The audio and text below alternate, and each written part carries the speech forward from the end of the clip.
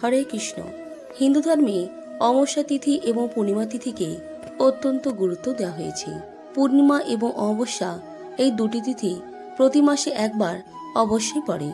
বছরের মোট 12টি অমাবস্যা ও 12টি পূর্ণিমা তিথি রয়েছে। আজ চৈত্র অমাবস্যা ব্রত পালিত হচ্ছে। সাধারণত বেশিরভাগ অমাবস্যা দিনে এটি পূর্বপুরুষদের জন্য অত্যন্ত গুরুত্বপূর্ণ বলে বলা হয়। দান করা, পবিত্র নদীতে স্নান করা ইত্যাদি। এমনটাই বিশ্বাস করা হয় যে চৈত্র অমাবস্যা দিনে যদি সূর্যের পাশাপাশি পূর্বপুরুষদেরও পূজা করা হয় তাহলে আমাদের পূর্বপুরুষরা প্রসন্ন হন। সনাতন ধর্মে অমাবস্যা তিথির ধর্মীয় তাৎপর্য অনেক বেশি বিবেচনা করা হয়। কথিত আছে এই দিনে পিতৃপুরুষের পূজা অর্চনা, তর্পণ ইত্যাদি করা হলে মোক্ষ লাভ হয়। শুধু তাই নয়, অমাবস্যা তিথির দিনে যদি কিছু সাধারণ জ্যোতিষশাস্ত্রীয় প্রতিকার করা হয় তাহলে এটি একজন ব্যক্তিকে পিতৃদোষ এবং কালসর্প দোষের মতো জটিল রাশির ত্রুটি থেকে মুক্তি পেতে সহায়তা করে। ধর্মীয় বিশ্বাস অনুসারে চৈত্র অমাবস্যায় পবিত্র নদীতে স্নান করলে ভগবান বিষ্ণুর কৃপা সর্বদা ব্যক্তির জীবনে থাকে। এর পাশাপাশি অমাবস্যা তিথিতে চাঁদের পূজা করলেও চন্দ্র দেবতার আশীর্বাদ পাওয়া যায় এবং জীবনে সুখ সমৃদ্ধি বজায় থাকে। জ্যোতিষশাস্ত্রের তাৎপর্য সম্পর্কে কথা বলতে গেলে অমাবস্যা তিথি হল সেই তারিখ বা দিন যেখানে সূর্য এবং চন্দ্র একই রাশিতে উপস্থিত থাকে।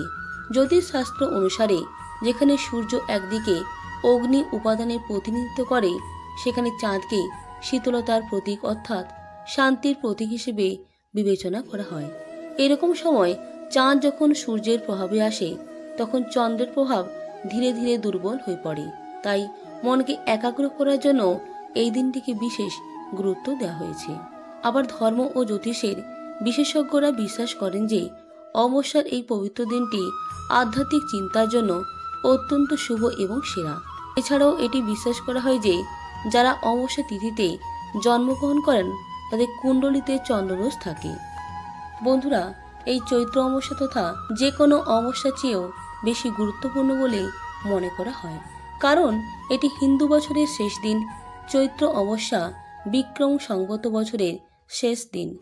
চৈত্র অমাবস্যা চৈত্র শুক্লা প্রতিপদ তিথির পরে, যা হিন্দু নববর্ষের প্রথম দিন হিসেবে বিবেচিত হয়। কথিত আছে যে চৈত্র শুক্ল প্রতিপদ সেই দিনটি ছিল যেদিন বিশ্ব ব্রহ্মা সৃষ্টি করেছিলেন। সুখ সমৃদ্ধি পেতে আজকে দিনে ঘিয়ের প্রদীপ জ্বালাবেন।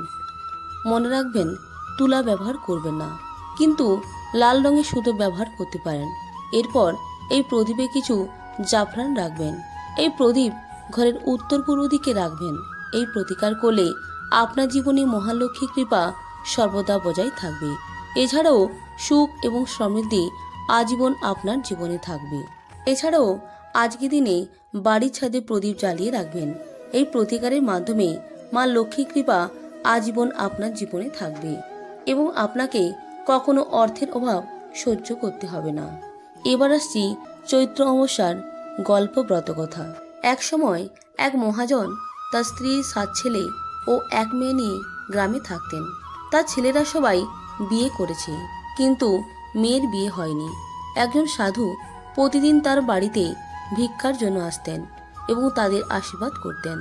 পবিত্র ব্যক্তি সব পুত্রবধূকে সুখী দাম্পত্য জীবনে আশীর্বাদ করতেন, কিন্তু মহাজনের মেয়েকে কখনো আশীর্বাদ করতেন না। মেয়ে বিষয়টি তার মাকে জানায়। চিন্তিত মা পরের দিন সাধুকে এই বিষয়ে জিজ্ঞাসা করলেন।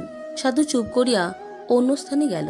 চিন্তিত মা একজন পণ্ডিতকে তার মেয়ের কুণ্ডলী সম্পর্কে জিজ্ঞাসা করলেন। পণ্ডিত কুণ্ডলী পড়ে তাকে বললেন যে তার মেয়ের ভাগ্য বিধবা হওয়া।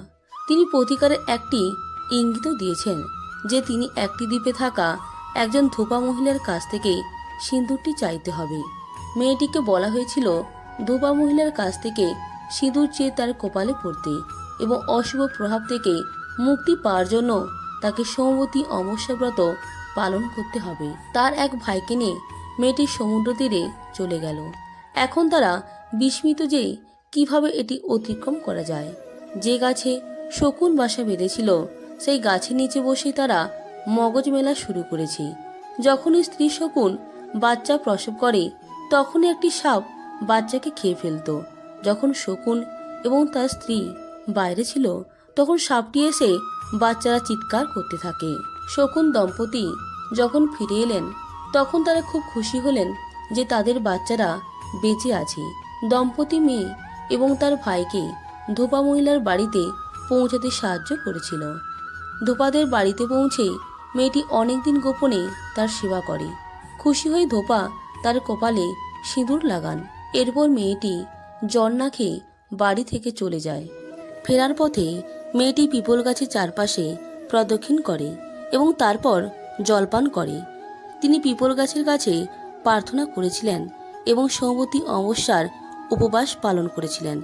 এইভাবে তার অশুভ প্রভাব পরিষ্কার করা হয়েছিল। তিনি ভাগ্যবান হয়েছিলেন এবং একজন সুদর্শন এবং আদর্শ যুবকের সাথে বিবাহ বন্ধনে আবদ্ধ হন। বন্ধুরা, এই ছিল আজকের ভিডিওর মূল আলোচ্য বিষয়বস্তু।